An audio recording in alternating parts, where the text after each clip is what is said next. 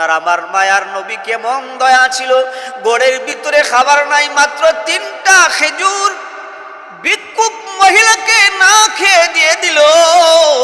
আর আপনার আমার গোড়ের ভিতরে হাজারো খাবার আছে, হাজারো খাবার আছে, কিন্তু একটা খাবার ভিক্ষুক চাইলে আমরা দেই নাই।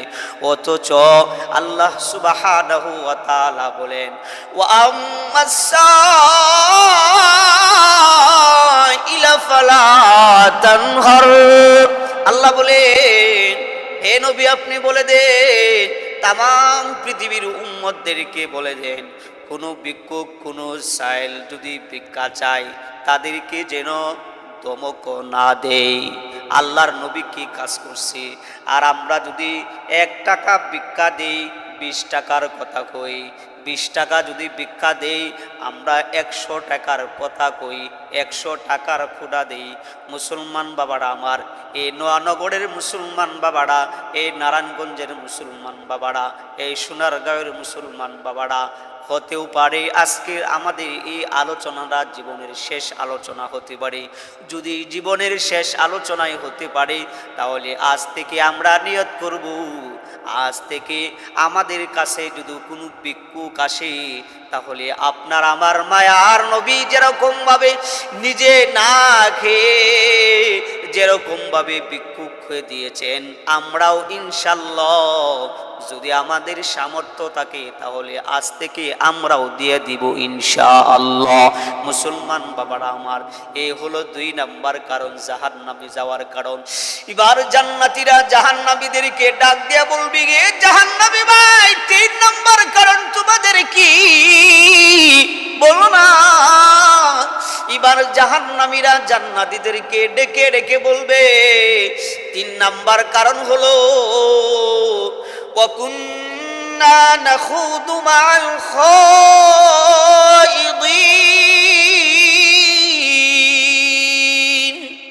3 নাম্বার কারণ হলো আমরা জাহান্নামে আসার, আমরা সমালোচনাকারীদের সমালোচনা করতাম।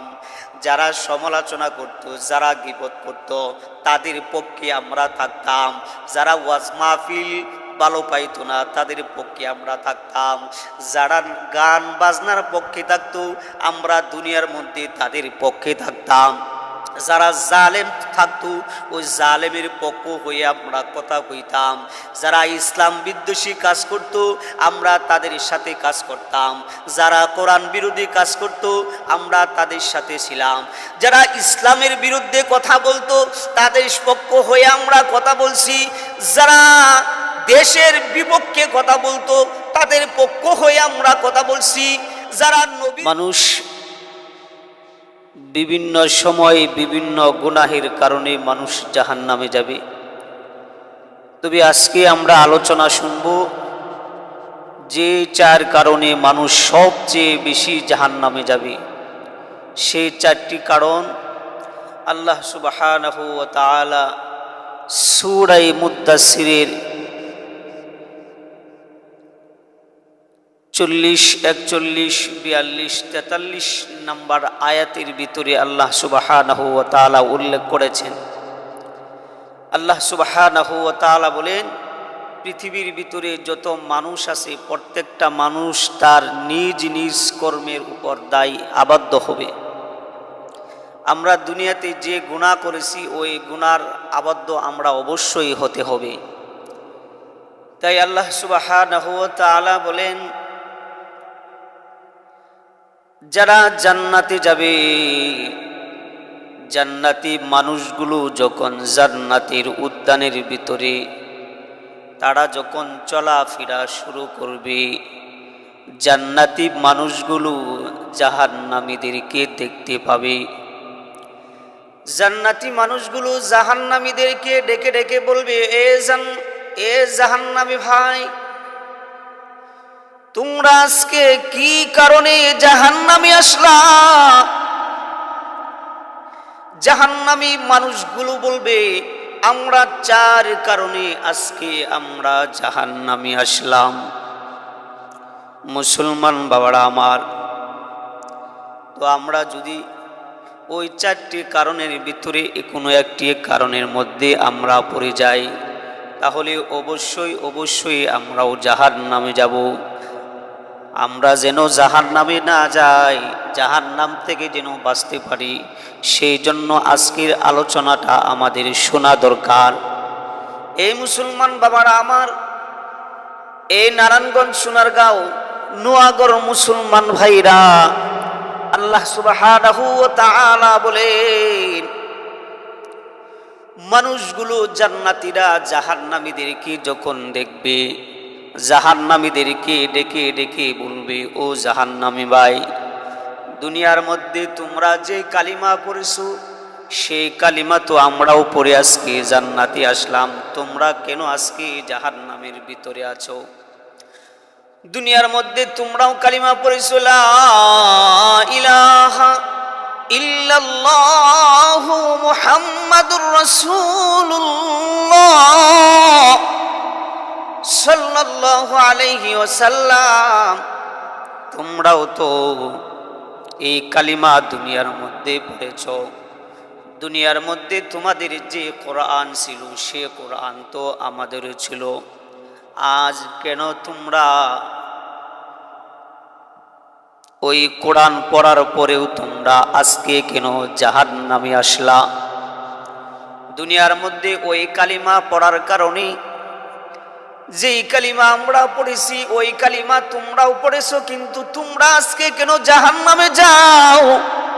তোমরা আজকে কেন জাহান্নামের অধিবাসী হলা?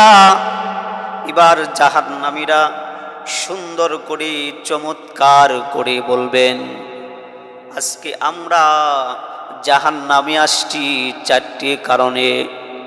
মুসলমান বাবারা আমার, তার মধ্যে এক নাম্বার কারণ হলো, জাহান্নামী মানুষগুলো ডেকে ডেকে বলবে, আমরা চার কারণের এক কারণ হলো, আমরা দুনিয়ার মধ্যে ক্বালু লাম নাকু মিনাল মুসাল্লিন, চার কারণের এক নাম্বার কারণ হলো, আমরা দুনিয়ার মধ্যে নামাজ পড়তাম না, আমরা দুনিয়ার মধ্যে নামাজীদের কাতারের ভিতরে আমরা ছিলাম না। যারা নামাজ পড়তো তাদেরকে আমরা ঠাট্টা বিদ্রুপ করতাম, যারা আল্লাহর হুকুম মানত তাদেরকে নিয়ে আমরা ঠাট্টা বিদ্রুপ করেছি।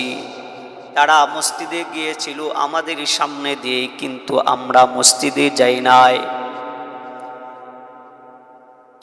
জুমার দিন যে হুজুর যে বয়ান করেছিল সেই বয়ান আমরাও শুনেছি, কিন্তু আমরা জুমার দিনে আলোচনা শোনার পর আমরা হুজুরের কথা মানি নাই, আমরা হুজুরের কথা অনুযায়ী চলি নাই। এই জন্য আজকে আমরা জাহান্নামে আসলাম। আমরা জাহান্নামে আসার এক নাম্বার কারণ হলো, আমরা জাহান্নামে আসছি একমাত্র কারণ হলো, দুনিয়ার মধ্যে আমরা নামাজ পড়তাম না। মুসলমান বাবারা আমার, দুই নাম্বার কারণ হলো যারা জাহান্নামে যাবে। দুই নাম্বার কারণ, জান্নাতীরা জাহান্নামীদেরকে ডেকে ডেকে বলবে, তোমরা জাহান্নামে আসলা, দুই নাম্বার কারণ বলো। এবার জাহান্নামীরা ডেকে ডেকে বলবে, আমরা দুই নাম্বার কারণ হলো, ওয়ালাম নাকু নুতঈমুল মিসকিন,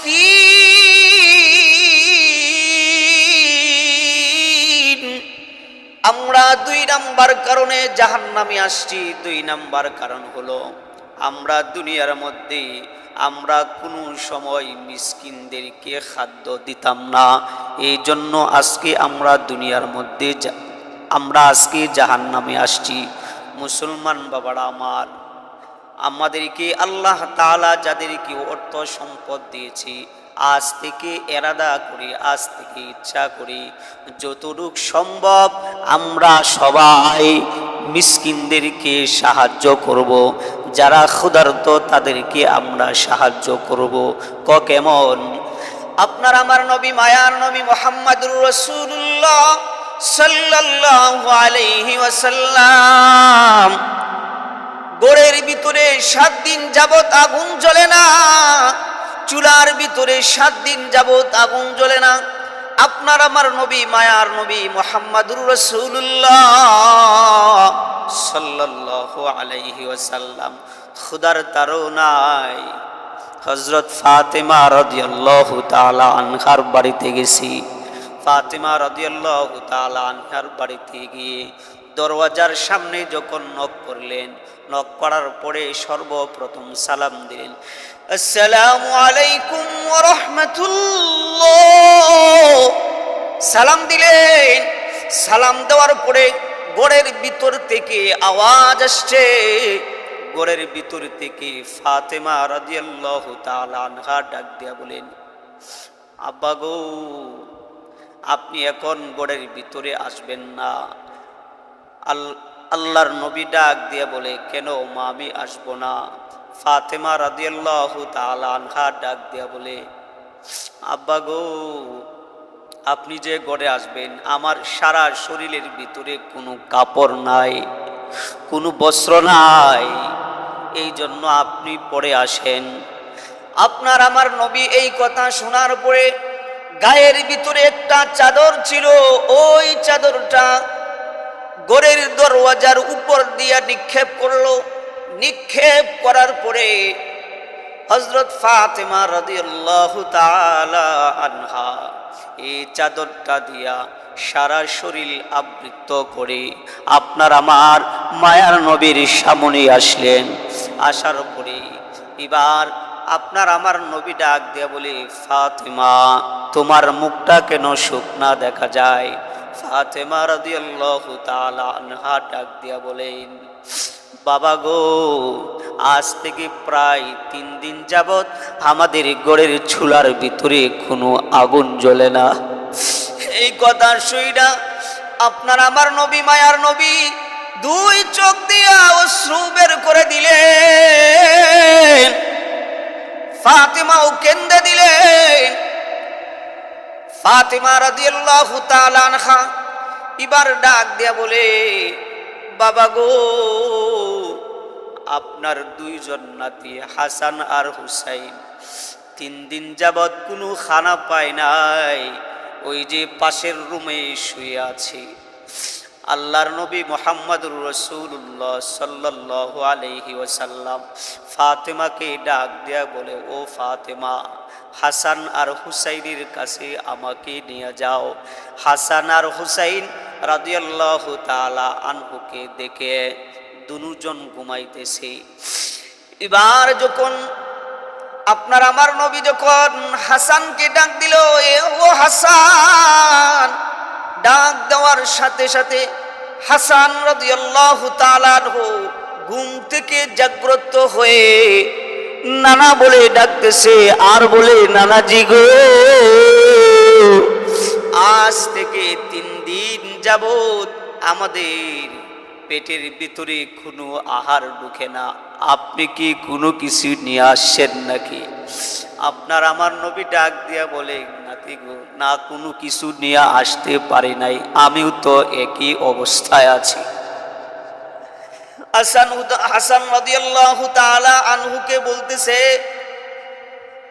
আপনার আমার নবী মুখ থেকে জিহ্বা মুবারক বাহির করে দিছে। জিহ্বাটা বাহির করার পর হাসান রাদিয়াল্লাহু তাআলা আনহু জিহ্বাকে চুষা শুরু করলেন। চুষতে চুষতে চুষতে এবার হাসান রাদিয়াল্লাহু তাআলা আনহু ঘুমায়া পড়লেন। এবার হুসাইন রাদিয়াল্লাহু তাআলা আনহুকে ডাক দিলেন। হুসাইন রাদিয়াল্লাহু তাআলা আনহু বলতেছে, নানা গো, আপনি কি কোনো জিনিস আমার জন্য নিয়ে আসছেন নাকি? নানাজি ডাক দিয়া বলেন, না, আমি কোনো জিনিস আনতে পারি নাই। এবার আপনার আমার নবী মায়ার নবী মুহাম্মদুর রাসূলুল্লাহ সাল্লাল্লাহু আলাইহি ওয়াসাল্লাম ডাক দিয়া বলে, এ হুসাইন, এই যে আমি জিহ্বাটা বের করে দিলাম, এই জিহ্বাটা তুমি চুষতে থাকো। হুসাইন রাদিয়াল্লাহু তাআলা আনহু অমনি ভাবে জিহ্বা চুষা শুরু করলো। জিহ্বা চুষতে চুষতে হুসাইন রাদিয়াল্লাহু তাআলা আনহু ঘুমিয়ে পড়লেন। এবার আপনার আমার নবী, মায়ার নবী মুহাম্মদুর রাসূলুল্লাহ সাল্লাল্লাহু আলাইহি ওয়াসাল্লাম বাড়িতে যায়া বিবি খাদিজাকে ডাক দিয়ে বলে, ও বিবি গো, ঘরের ভিতরে কোনো কিছু আছে কিনা? খাদিজা রাদিয়াল্লাহু তাআলা আনহা ডাক দিয়া বলি, স্বামী গো, আমাদের ঘরের ভিতরে 2টা খেজুর ছাড়া তো আর কোনো খেজুর নাই। এবার এই মুহূর্তে একজন ভিক্ষুক মহিলা আসছে, মহিলার সাথে 2টা সন্তান। মহিলা ডাক দিয়া বলেন, ইয়া রাসূলুল্লাহ, ইয়া হাবিবাল্লাহ,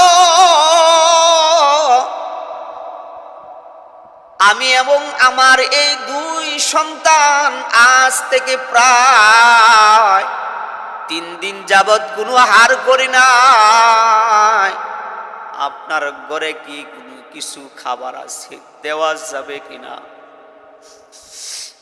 আপনার আমার মায়ার নবী মুহাম্মদুর রাসূলুল্লাহ সাল্লাল্লাহু আলাইহি ওয়াসাল্লাম ডাক দিয়া বলে, খাদিজা, 2টা খেজুর আছে, এই 2টা খেজুর দিয়া দাও। এবার 2টা খেজুর দিয়া দিল, 2টা সন্তান খাইল। এবার ভিক্ষুক মহিলা ডাক দিয়া কয়, নবী গো, আরেকটা কিছু দেওয়া যাবে কিনা? আমি খাইব। এবার মায়ার নবী ডাক দিয়া বলে, খাদিজা, দেখো না আরেকটা কোনো কিছু পাওয়া যায় কিনা। এবার খাদিজা রাদিয়াল্লাহু তাআলা আনহা আরেকটা খেজুর ঘরের ভিতরে পাইলেন, মায়ার নবীকে দিলেন। মায়ার নবী এবার না খেয়ে এবার ভিক্ষুক মহিলাকে দিয়ে দিলেন। বললেন, মা, আমার ঘরের ভিতরে আর কোনো খাবার নাই, এই খাবারটা আছে, তুমি খাও। মুসলমান বাবারা আমার, আপনার আমার মায়ার নবী কেমন দয়া ছিল। ঘরের ভিতরে খাবার নাই, মাত্র 3টা খেজুর ভিক্ষুক মহিলাকে না খেয়ে দিয়ে দিল। আর আপনার আমার ঘরের ভিতরে হাজারো খাবার আছে, হাজারো খাবার আছে, কিন্তু একটা খাবার ভিক্ষুক চাইলে আমরা দেই নাই। অথচ আল্লাহ সুবহানাহু ওয়া তাআলা বলেন, ওয়া আম্মাস-সাইলা ফালা তানহার। আল্লাহ বলেন, হে নবী, আপনি বলে দেন, তাম পৃথিবীর উম্মতদেরকে বলে দেন, কোনো ভিক্ষুক কোনো সাইল যদি ভিক্ষা চায় তাদেরকে যেন ধমক না দেয়। আল্লাহর নবী কি কাজ করছে? আর আমরা যদি 1 টাকা ভিক্ষা দেই, 20 টাকার কথা কই, 20 টাকা যদি ভিক্ষা দেই, আমরা 100 টাকার কথা কই, 100 টাকার খোদা দেই। মুসলমান বাবারা আমার, এই নোয়ানগরের মুসলমান বাবারা, এই নারায়ণগঞ্জের মুসলমান বাবারা, এই সোনারগাঁওয়ের মুসলমান বাবারা, হতেও পারে আজকের আমাদের এই আলোচনাটা জীবনের শেষ আলোচনা হতে পারে। যদি জীবনের শেষ আলোচনায় হতে পারে, তাহলে আজ থেকে আমরা নিয়ত করব, আজ থেকে আমাদের কাছে যদি কোনো ভিক্ষুক আসে, তাহলে আপনার আমার মায়ার নবী যেরকম ভাবে নিজে না খেয়ে যেরকম ভাবে ভিক্ষুক হয়ে দিয়েছেন, আমরাও ইনশাআল্লাহ যদি আমাদের সামর্থ্য থাকে তাহলে আজ থেকে আমরাও দিয়ে দিব ইনশাআল্লাহ। মুসলমান বাবারা আমার, এই হলো 2 নাম্বার কারণ, জাহান্নামে যাওয়ার কারণ। এবার জান্নাতীরা জাহান্নামীদেরকে ডাক দিয়ে বলবি, গে জাহান্নামী ভাই, 3 নাম্বার কারণ তোমাদের কি, বলো না। এবার জাহান্নামীরা জান্নাতীদেরকে ডেকে ডেকে বলবে, 3 নাম্বার কারণ হলো, وَكُنَّا نَخُوضُ مَعَ الْخَائِضِينَ।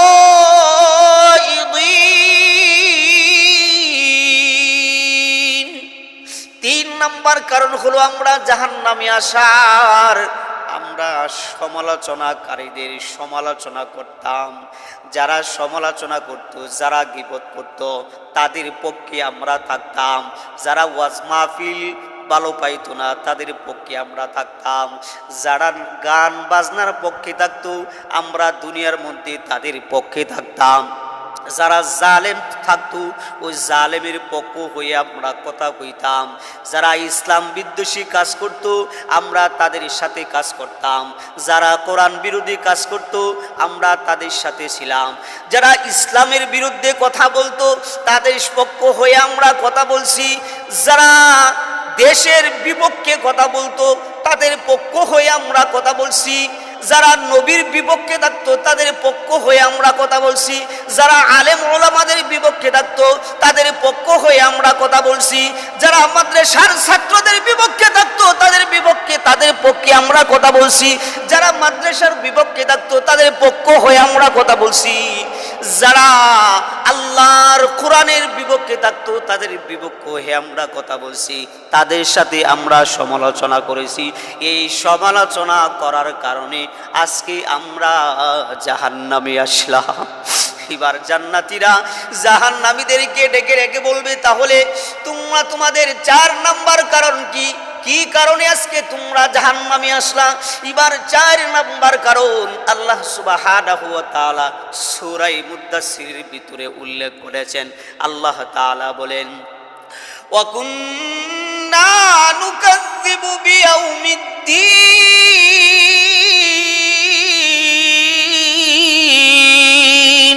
এবার জাহান্নামীরা 4 নাম্বার কারণ বলবে, আমরা আখিরাতকে বিশ্বাস করতাম না, আমরা মনে করতাম দুনিয়ার মধ্যে গুনাহ করছি, এই গুনাহের কারণে মনে হয় আমরা মনে হয় কবরে শাস্তি পাইব না, আমরা দুনিয়ার মধ্যে নামাজ পড়ছি না, অবহেলা করছি, আমরা মনে করছি কবরের ভিতরে এই নামাজ না পড়ার কারণে কোনদিন আমাদের মনো আযাব হইবে না, এই জন্য আমরা এই আখিরাতের দিনকে আমরাও বিশ্বাস করছি।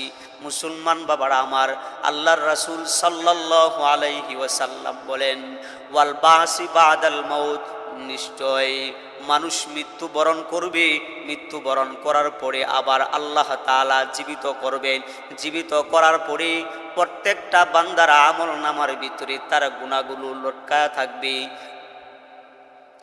আল্লাহ সুবহানাহু ওয়া তাআলা বলেন যে প্রত্যেকটা মানুষ দুনিয়ার মধ্যে যা যা করছে, যে গুনাহ করছে গুনাহ তার সামনে থাকবে, যে নেক আমল করছে নেক আমলগুলো তার সাথে থাকবে। দুনিয়ার মধ্যে যারা যাররা পরিমাণ গুনাহ করছে এই যাররা পরিমাণ গুনাহ তার আমল নামায় লেখা থাকবে। দুনিয়ার মধ্যে যারা যাররা পরিমাণ নেক আমল করছে ওই যাররা পরিমাণ নেক আমলগুলো তাদের সামনে থাকবে। আল্লাহ তাআলা বলেন, ফামান ইয়ামাল মিসকালা যাররাতিন খায়রান ইয়ারাহ ওয়া মান ইয়ামাল মিসকালা যাররাতিন শাররান ইয়ারাহ। বান্দা দুনিয়ার মধ্যে যাররা পরিমাণ গুনাহ করছো কিয়ামতের মাঠে তোমার সামনে হাজির করা হবে। বান্দা দুনিয়ার মধ্যে তুমি যাররা পরিমাণ নেক আমল করছো যাররা পরিমাণ নেক আমলগুলো তোমার সামনে হাজির করা হবে। মুসলমান বাবারা আমার, আজ থেকে আমরা নিয়ত করব যে 4 কারণে সবচেয়ে মানুষ জাহান্নামে যাবে, আজ থেকে আমরা এই 4 কারণের ভিতরে থাকবো না ইনশাআল্লাহ। কেমন করে ঘুমাও তুমি, কেমন করে ঘুমাও তুমি, ফজর করে কাজা, এমন তো হতে পারে জোহরে তোমার জানাজা, এমন তো হতে পারে জোহরে তোমার জানাজা। মুসলমানের ঘরে জন্ম নিলে মুসলমান হওয়া যায় না, কাফের মুমিনের তফাৎটা হয় সালাতের উপরে, ঠিক না? কাফের মুমিনের তফাৎটা হয় সালাতের উপরে। ও কেমন করে ঘুমাও তুমি, কেমন করে ঘুমাও তুমি ফজর করে কাজা, এমন তো হতে পারে জোহরে তোমার জানাজা, এমন তো হতে পারে জোহরে তোমার জানাজা। বেনামাজি পাবে নারে নবীর শাফায়াত, দুজক হবে আখের ঠিকানা আগাতার আগা, ঠিক না? বেনামাজি পাবে না রে নবীর শাফায়াত, দুজক হবে আখের ঠিকানা আগাতার আগাত। এই জীবনে নামাজ যেন, এই জীবনে নামাজ যেন হয় না যেন কাজা, কেমন করে ঘুমাও তুমি ফজর করে কাজা, এমন তো হতে পারে জোহরে তোমার জানাজা, এমন তো হতে পারে জোহরে তোমার জানাজা। মুসলমান বাবারা আমার, আজকে আমরা এখানে যারা উপস্থিত আছি আলোচনা শুনছি, আজ থেকে ইনশাআল্লাহ আমরা নামাজ বাদ দিব না ইনশাআল্লাহ। সবাই বলি ইনশাআল্লাহ। আল্লাহ সুবহানাহু ওয়া তাআলা আমাদেরকে এই চার কারণে যেন আজ থেকে নিয়ে আমরা যেন জাহান্নামে যেতে না হয়, আল্লাহ সুবহানাহু ওয়া তাআলা আমাদেরকে এই চারটি কারণের যেন আমরা জাহান্নামে না যাই, আল্লাহ তাআলা আমাদের সবাইকে তৌফিক দান করুন, আমিন। ওয়া আখিরু দাওয়ানা আনিল হামদুলিল্লাহি রাব্বিল আলামিন।